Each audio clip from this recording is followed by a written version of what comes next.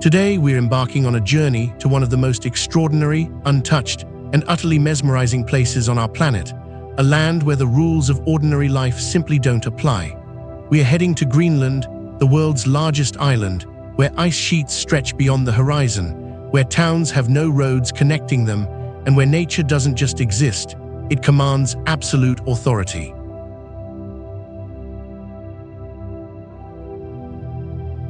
Greenland isn't just a destination, it's a revelation. It's where you realize how small we truly are, how temporary our presence on this earth really is, and how powerful, patient, and utterly magnificent the natural world can be when left to its own magnificent devices.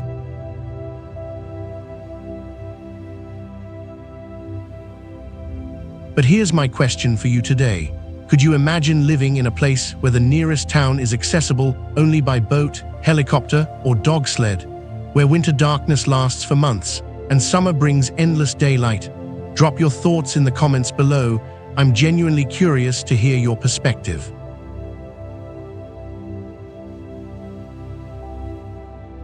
And if you're ready to explore this frozen frontier with me, hit that subscribe button and ring the notification bell, because we're about to discover a world that will forever change how you see our planet. Let's begin.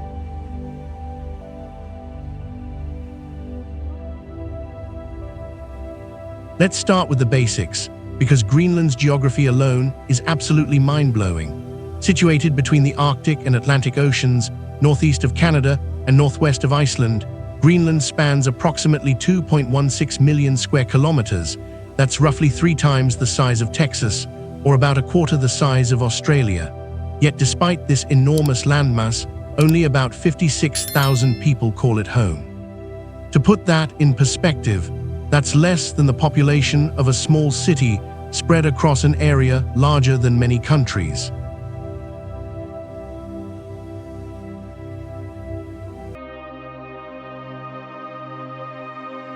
Here's what makes Greenland truly unique.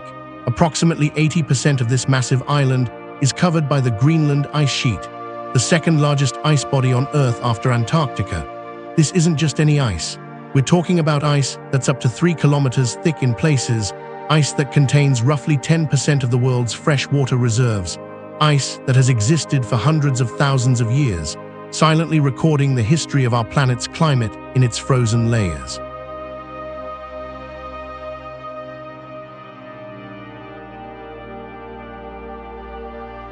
Greenland sits entirely within the Arctic Circle, except for a small southern tip. This positioning means extreme seasonal variations. During summer in the far north, the sun never sets for months, creating the phenomenon of the midnight sun.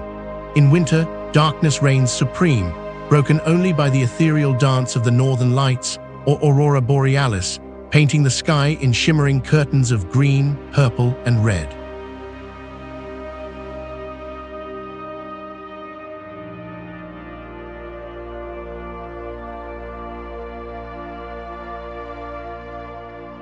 The coastline stretches for approximately 44,000 kilometers, carved into countless fjords, deep, narrow inlets created by glacial erosion over millions of years. These fjords aren't just geographical features, they're highways, lifelines, and the very arteries through which Greenlandic life flows. Because here's the thing that shocks most visitors: Greenland has no road system connecting its towns. None. The terrain is simply too rugged, too mountainous, too dominated by ice. Travel between settlements happens by boat in summer, by helicopter year-round, or by dog sled across frozen sea ice in winter.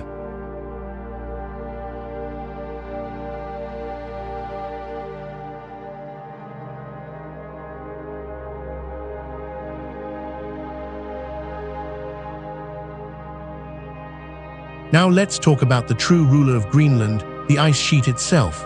This isn't a static, dead landscape. The Greenland ice sheet is alive, constantly moving, constantly changing, constantly reshaping itself and the world around it. Think of it as a frozen river in ultra-slow motion, flowing from the high interior toward the coasts, where it either melts or breaks off into icebergs in dramatic calving events.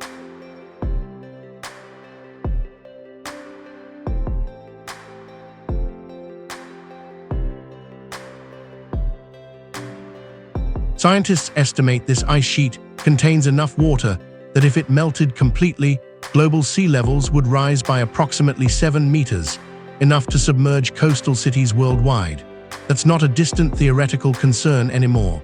Research stations dotting the ice sheet continuously monitor its behavior, and what they're finding is sobering. The ice is melting faster than at any point in recorded history. Each summer, meltwater streams across the surface, carving blue rivers through the white expanse, eventually finding its way to the bedrock below and out to the sea.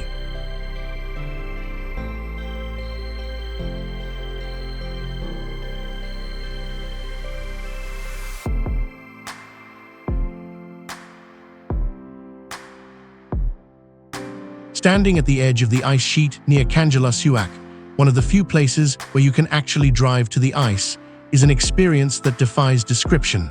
The ice doesn't gradually appear, it announces itself like a wall, a frozen cliff rising from the tundra. The wind that blows off it carries a cold that penetrates through every layer of clothing, a cold that feels ancient, primordial. You can hear the ice too, creaks and groans and occasional thunderous cracks, as it shifts, breaks, and recalibrates itself under its own immense weight.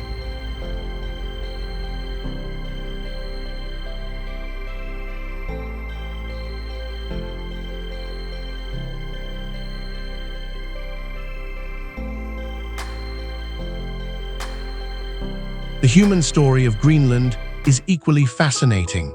The first people arrived around 2500 BCE, Paleo-Eskimo cultures that gradually adapted to one of Earth's harshest environments. But the dominant cultural heritage comes from the Thule people, ancestors of today's Inuit, who arrived around 1300 CE with sophisticated survival technologies, kayaks for hunting, dog sleds for winter travel, and intimate knowledge of how to extract life from a seemingly lifeless landscape.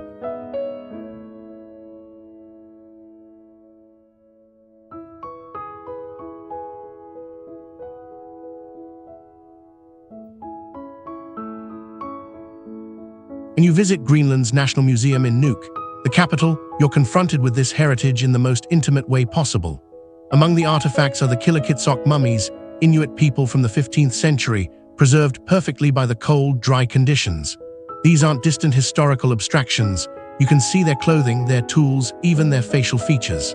A mother and child, frozen in time, tell stories of preparation, care, and the daily reality of Arctic survival.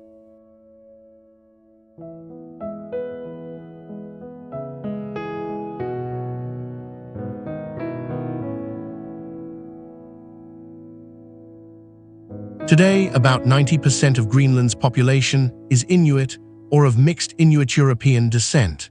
The predominant language is Kalaallisut, a Greenlandic dialect of Inuit, though Danish is also official, reflecting Greenland's constitutional status as an autonomous territory within the Kingdom of Denmark. This political relationship is complex and evolving.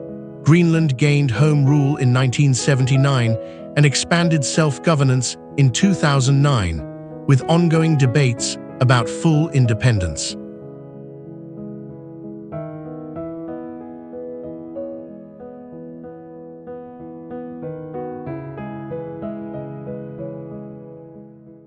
What strikes visitors most is how modern and traditional elements coexist. In Nuuk, you'll see government buildings and shopping centers, but just outside town, hunters still pursue seals and whales using methods refined over centuries. In northern settlements like Karnak, dog sled teams remain essential transportation, with each musher maintaining relationships with their dogs that go far deeper than simple utility. These are partnerships, bonds of mutual survival.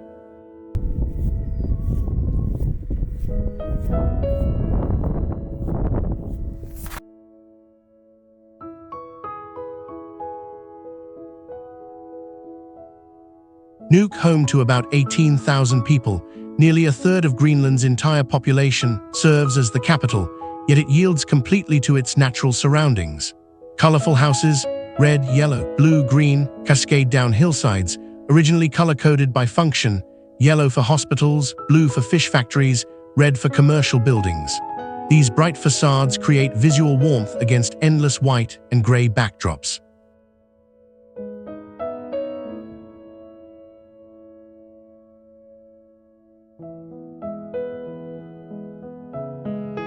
The city centre features modern amenities, but walk to the harbour and you'll see fishing boats unloading catches beside icebergs that have drifted in from deeper waters. Humpback whales frequently surface in the fjord, visible from downtown streets. Imagine commuting to work past breaching whales.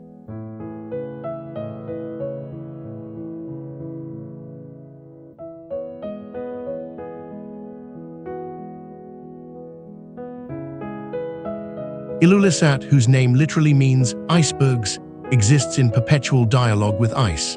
The town overlooks Disko Bay, where icebergs from Cermek Glacier, one of the fastest-moving glaciers on Earth, drift past in an endless parade.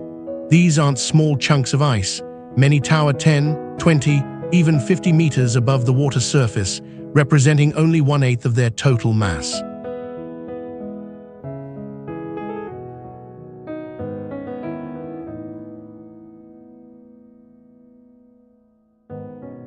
The underwater portions extend into deep, dark blue, creating sculptural forms that shift with currents and slowly melt. Tourism has grown here, with visitors coming specifically to witness this frozen spectacle, yet local life continues its rhythm of fishing and hunting, largely indifferent to outside attention.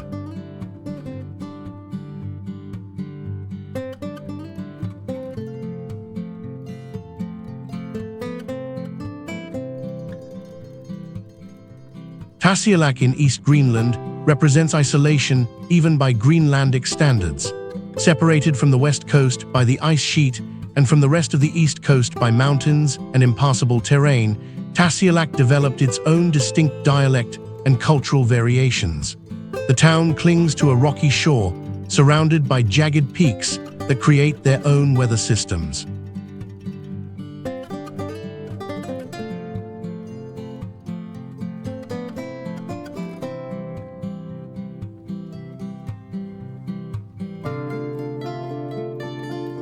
Winter here brings extreme cold and months of darkness.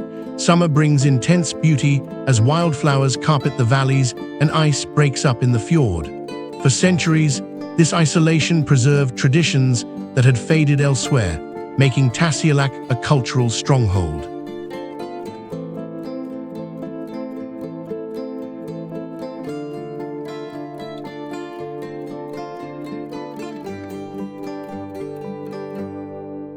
Ittoqqortoormiit pushes isolation to its absolute limit. Located on East Greenland's remote coast, near the entrance to Scoresbysund, the world's largest fjord system, this settlement of about 350 people represents one of Earth's most remote permanent communities. Supplies arrive only a few times per year by ship during the brief ice-free season. Winter means darkness, temperatures plunging to -40 degrees C, and reliance on hunting polar bears, seals, and muskoxen. There's no pretense of modern convenience here. This is survival in its most distilled form, requiring deep knowledge, careful preparation, and unshakable respect for natural forces.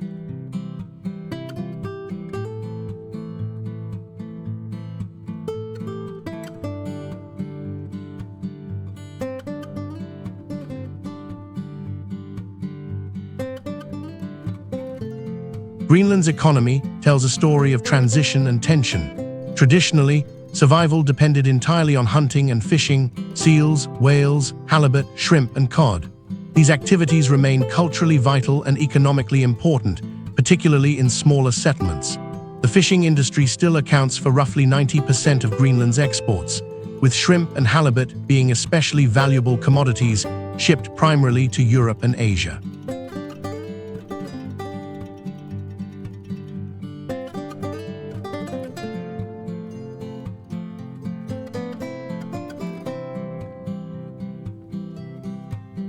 But the ice sheet's retreat has sparked a modern gold rush of a different kind. Mining companies eye Greenland's untapped mineral wealth with intense interest. The territory holds deposits of rare earth elements, critical components in smartphones, wind turbines, and electric vehicles. as well as zinc, lead, gold, and potentially significant oil and gas reserves. Near Nuuk in South Greenland, the calving deposit contains one of the world's largest reserves of rare earth elements and uranium, though its development remains controversial due to environmental concerns and community opposition.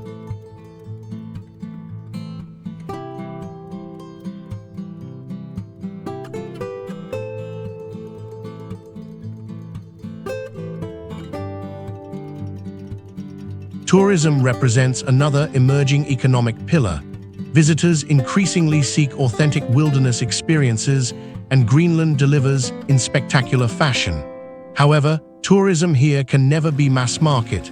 The infrastructure doesn't exist, and the environment couldn't sustain it.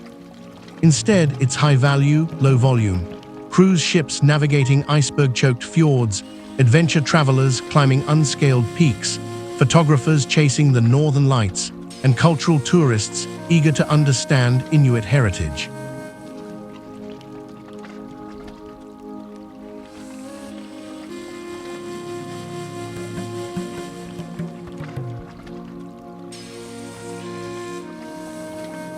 Climate change casts a complex shadow over all economic discussions.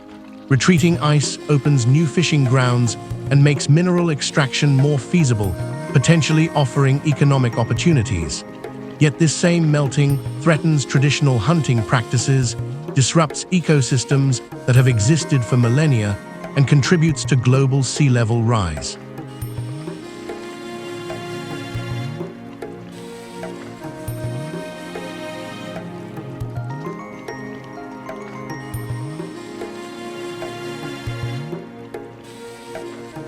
Greenlanders find themselves at the epicenter of these contradictions, simultaneously victims of climate change, potential economic beneficiaries, and witnesses to transformations happening faster than almost anywhere else on Earth.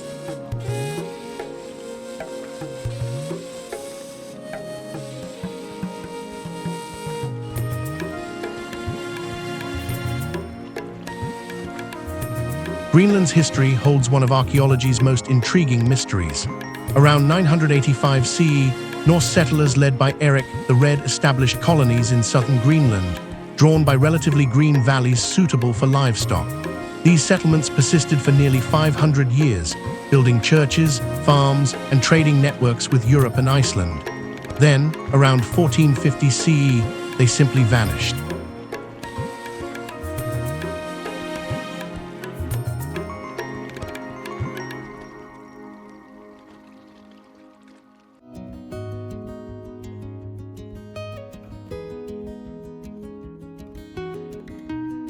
Visit Hvalsey Church near Ittoqqortoormiit, and you'll stand among the best preserved Norse ruins in Greenland. Stone walls still rise toward the sky, framing nothing but wind and grass. What happened to these people remains debated: climate cooling during the Little Ice Age, conflict with Inuit populations, economic collapse as walrus ivory markets failed, or some combination of factors. The stones endure without answers, silent witnesses to human fragility.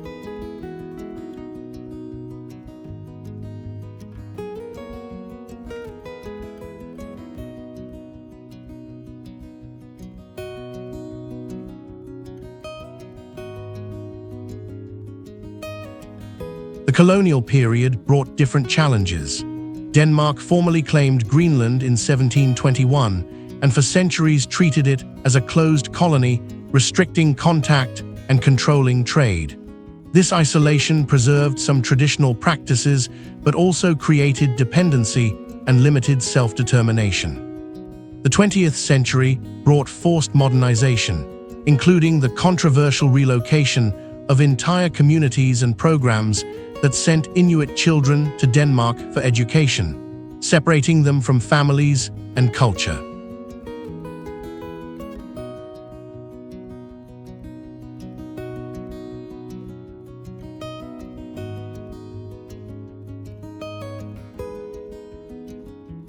Today's push for greater autonomy reflects a desire to reconcile this complex history, honoring Inuit heritage while building a self-sustaining economy, preserving traditional knowledge, while embracing selective modernization, maintaining ties with Denmark while charting an increasingly independent course.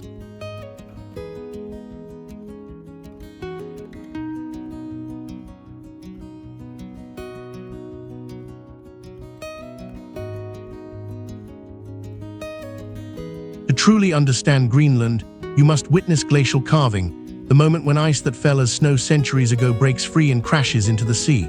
At Ittoqqortoormiit Glacier on Disko Bay's north shore, you can experience this up close, perhaps too close. The glacier face rises like a wall of fractured glass, brilliant white and deep blue, serrated and unstable. Then, without warning, comes the sound, a crack like cannon fire echoing off surrounding mountains. The ice face shudders. A section the size of a building breaks free, tumbling down in terrible slow motion, hitting the water with explosive force, sending waves rolling outward.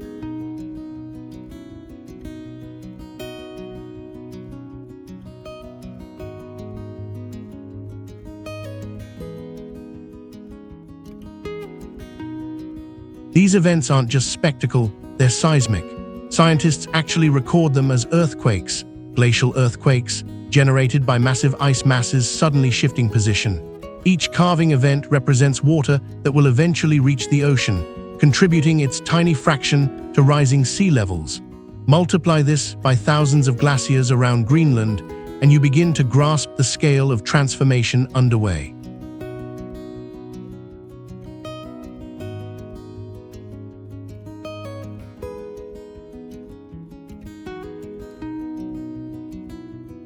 Ittoqqortoormiit, the glacier feeding Ilulissat's iceberg display, moves at an astonishing rate, flowing roughly 40 meters per day near its terminus and carving approximately 35 billion tons of ice annually.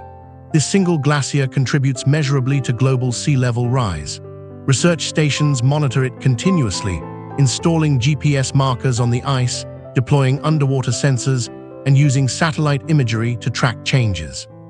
What they're documenting is acceleration. The glacier is moving faster now than in any previous measurements.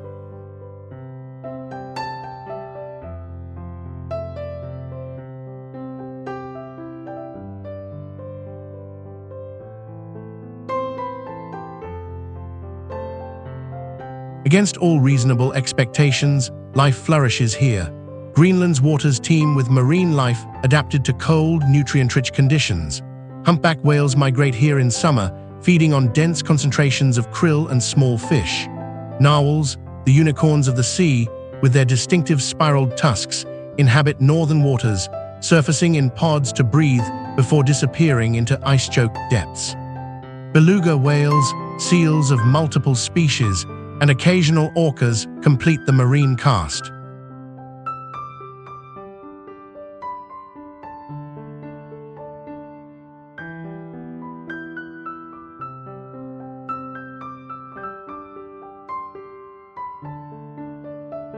On land, muskoxen, prehistoric-looking creatures with shaggy coats and curved horns, graze in ice-free valleys, having survived the last ice age when so many other megafauna perished.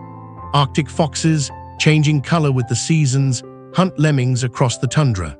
Reindeer, introduced centuries ago, now roam southern regions in semi-wild herds.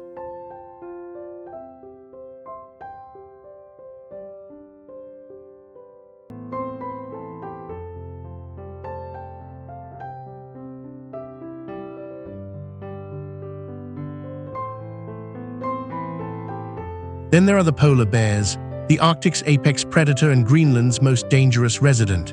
In Northeast Greenland National Park, the world's largest national park, bigger than all but 30 countries, polar bears vastly outnumber humans.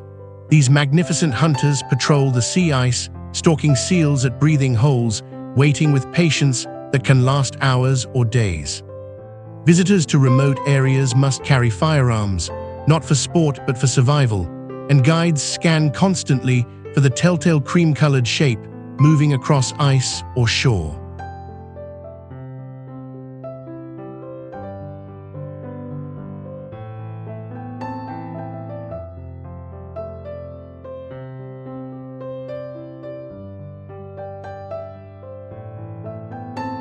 Bird life explodes in summer. Millions of seabirds nest on coastal cliffs, kittiwakes, guillemots, fulmars, creating cacophonous colonies that whitewash rock faces. Arctic terns complete the longest migration of any animal, flying from Antarctic summer to Arctic summer, chasing endless daylight. Ravens, surprisingly, remain year-round even in northern settlements, demonstrating remarkable adaptability.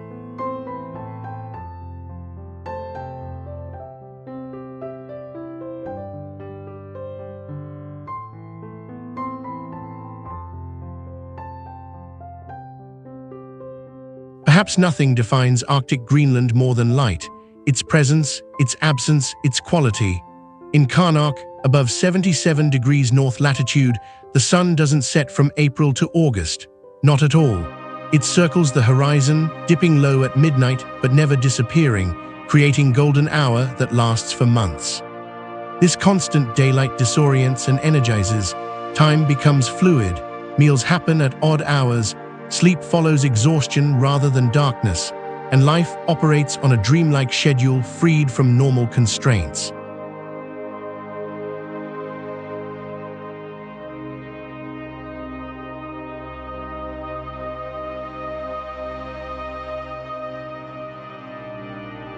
Then comes winter darkness. By November in northern regions, the sun sets and doesn't rise again for months. This isn't ordinary darkness. It's absolute, penetrating, occasionally relieved by moonlight reflecting off snow or the aurora's ghostly shimmer. Depression and cabin fever can set in. Communities combat this with social gatherings, maintaining routines, and embracing the darkness rather than fighting it. There's also a peculiar beauty. Stars shine with crystalline clarity, the Milky Way sprawls across the sky, and when auroras arrive, they perform against a backdrop of pure black.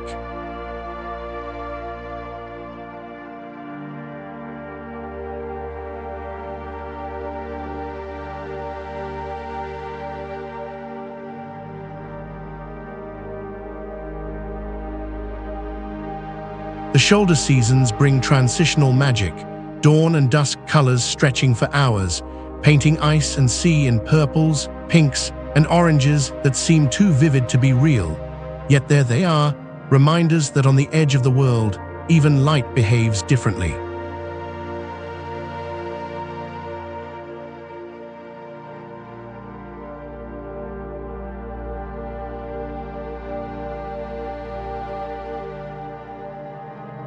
How do people actually live here?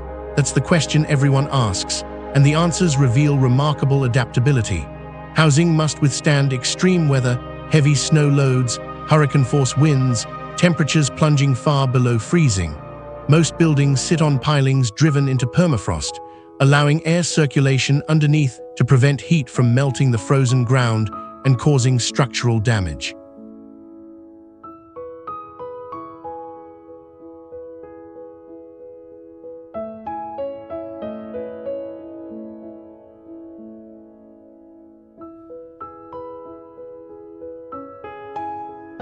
Food sources combine traditional hunting and fishing with imported goods. Supermarkets in larger towns stock produce flown in from Denmark at prices that shock visitors. Imagine paying $10 for a bell pepper. Yet locally harvested seal, whale, fish, and reindeer provide free, nutritious protein for those maintaining traditional skills. Nothing goes to waste. Seal blubber becomes fuel and food. Skins become clothing and crafts. Bones become tools and art.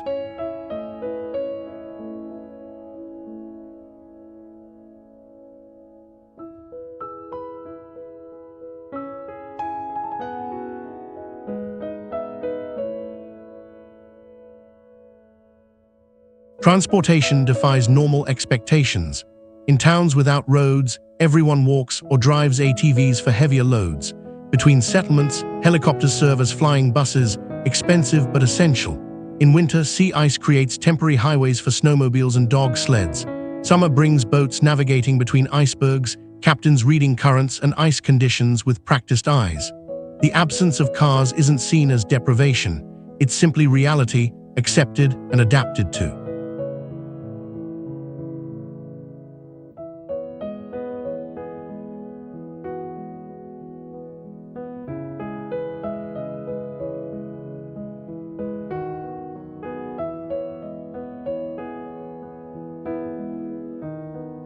Education presents unique challenges. Smaller settlements have schools covering basic grades, but secondary education means boarding in larger towns, separating families. University education typically requires moving to Nuuk or studying abroad in Denmark. This creates brain drain as educated youth find limited opportunities in remote communities, yet many return, drawn by cultural ties and love of home landscape.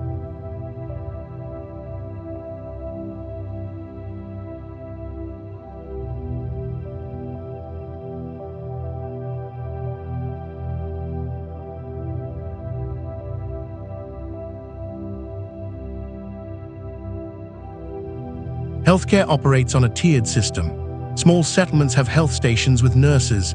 Serious cases require helicopter evacuation to regional hospitals in Nuuk, Ilulissat, or Sisimiut. In winter, when weather prevents flying, communities must manage with available resources. Traditional knowledge persists here too, remedies derived from plants, techniques for treating cold injuries, and acceptance of outcomes modern medicine might prevent elsewhere.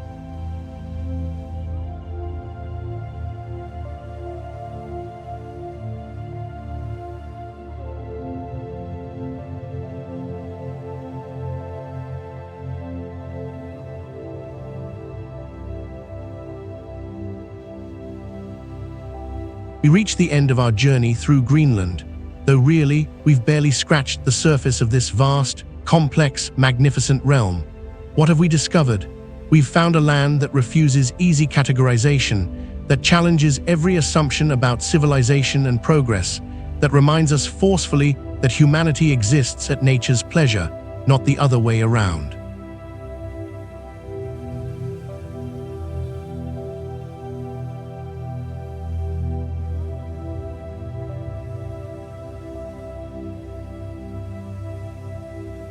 Greenland teaches us patience, the patience of ice that takes millennia to form, the patience of communities that measure success not in quarterly profits, but in generations survived.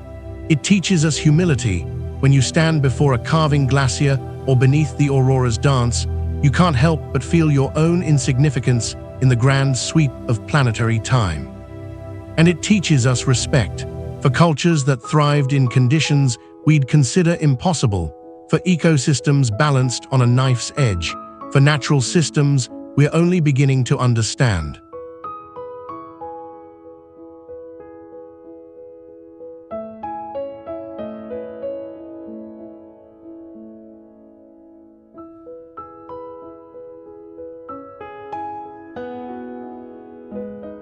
Before we close, I want to leave you with this question.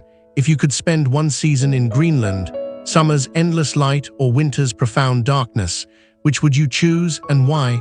Think about it, really consider it, and share your answer in the comments. I'm genuinely curious about your perspective, and I read every single comment you leave.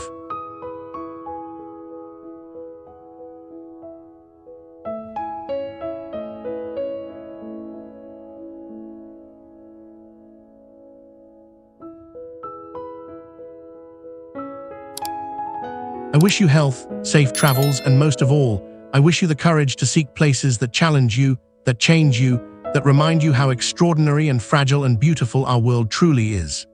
If this journey resonated with you, hit that subscribe button, click the notification bell so you never miss an adventure, and share this video with someone who needs to remember that wonder still exists in our world. Until next time, fellow travelers.